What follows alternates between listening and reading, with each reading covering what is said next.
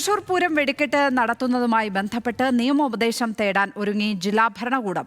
നിലവിലെ നിയന്ത്രണങ്ങൾ പാലിച്ച് വെടിക്കെട്ട് നടത്തുന്നതുമായി ബന്ധപ്പെട്ട് അഡ്വക്കേറ്റ് ജനറലിനോട് നിയമോപദേശം തേടും.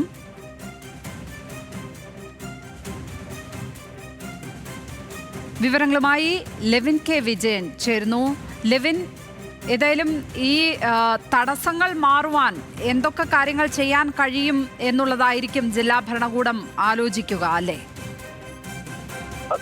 ലക്ഷ്മി, തൃശൂർ പൂരം വെടിക്കെട്ടിന് ഇനി തൃശൂർ പൂരം നടത്തിപ്പിനും വെടിക്കെട്ടിനുമൊക്കെയായി വളരെ ചുരുങ്ങിയ ദിവസങ്ങൾ മാത്രമേ മുന്നിലുള്ളൂ. ഈ സാഹചര്യത്തിൽ ഏറ്റവും കൂടുതൽ പ്രതിസന്ധി ഉണ്ടാക്കുന്നത് പൂരം നടത്തിപ്പുമായി ബന്ധപ്പെട്ടുകൊണ്ട് പ്രതിസന്ധി ഉണ്ടാക്കുന്ന വിഷയം വെടിക്കെട്ടുമായി ബന്ധപ്പെട്ടുകൊണ്ട് തന്നെയാണ്. നിലവിൽ പെസോയുടെയും മറ്റും നിയന്ത്രണങ്ങൾ കർശനമാക്കിയ സാഹചര്യത്തിൽ തൃശൂരിൽ സുഗമമായി നിന്ന് വെടിക്കെട്ട് കാണാൻ ഒരാൾക്കും സാധിക്കില്ല. ഈ ഒരു പ്രതിസന്ധി തന്നെയാണ് പൂരം നടത്തിപ്പുമായി ബന്ധപ്പെട്ടുകൊണ്ട് ഇപ്പോൾ സംഘാടക സമിതിയുടെയും ജില്ലാ ഭരണകൂടത്തിന്റെയും ഒക്കെ മുന്നിലെ ഏറ്റവും പ്രധാനപ്പെട്ട വെല്ലുവിളി. മന്ത്രിമാരുടെയും മുഖ്യമന്ത്രിയുടെയും ഒക്കെ നേതൃത്വത്തിൽ ചേർന്ന അവലോകന യോഗത്തിലും ഇത് സംബന്ധിച്ച വിഷയങ്ങളാണ് ചർച്ചയായത്. നേരത്തെ കേന്ദ്രമന്ത്രി പീയൂഷ് ഗോയലിനെ അടക്കം തിരുവമ്പാടി പാറമേക്കാവ് ദേവസ്വത്തിന്റെ ഭാരവാഹികൾ നേരിൽ കാണുകയും കേന്ദ്ര സഹമന്ത്രി സുരേഷ് ഗോപി ഇവരുമായി എത്തി പെസോ ഉദ്യോഗസ്ഥരടക്കമുള്ളവരുമായി ചർച്ച നടത്തുകയും ഒക്കെ ചെയ്ത് ഈ പ്രശ്നം ഒരു പരിഹാരം കാണാൻ ശ്രമിച്ചിരുന്നെങ്കിലും അത് നിലവിലെ സാഹചര്യത്തിൽ അത് അത്തരത്തിലൊരു സുഗമമായി പരിഹാരം കാണാൻ കഴിയാത്ത ഒരു സാഹചര്യമാണ്. ഏറ്റവും പ്രധാനപ്പെട്ട തടസ്സവും വെല്ലുവിളിയും തൃശൂർ പൂരം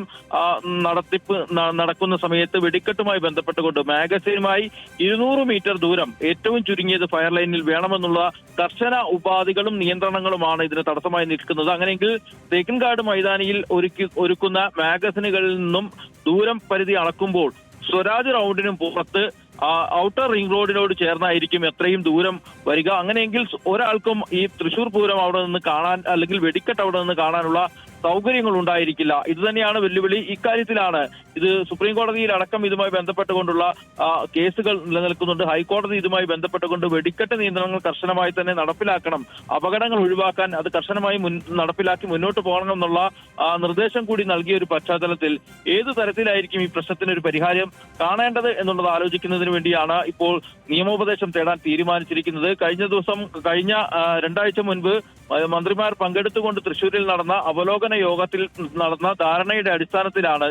ചർച്ചകളുടെ അടിസ്ഥാനത്തിലാണ് ഇത്തരത്തിൽ നിയമോപദേശം തേടാൻ അഡ്വക്കേറ്റ് ജനറലിനോട് തേടാനുള്ള തീരുമാനത്തിലെത്തിയിരിക്കുന്നത്. നാളെ തന്നെ ഇതുമായി ബന്ധപ്പെട്ടുകൊണ്ട് അഡ്വക്കേറ്റ് ജനറലിന് ഇത് നിയമോപദേശം തേടിക്കൊണ്ടുള്ള കത്ത് നൽകാനാണ് ജില്ലാ ഭരണകൂടം തീരുമാനിച്ചിരിക്കുന്നത്. ഒരാഴ്ചയ്ക്കുള്ളിൽ ഇതിന് മറുപടി ലഭിക്കുമെന്നും പ്രതീക്ഷിക്കുന്നു. അങ്ങനെയെങ്കിൽ ഈ മറുപടിയുടെ അടിസ്ഥാനത്തിലായിരിക്കും തുടർ നടപടികളെ കുറിച്ച് ആലോചിക്കുക, എന്ത് ചെയ്യാൻ കഴിയുമെന്നുള്ള കാര്യത്തിലടക്കം ആലോചന നടത്തുക.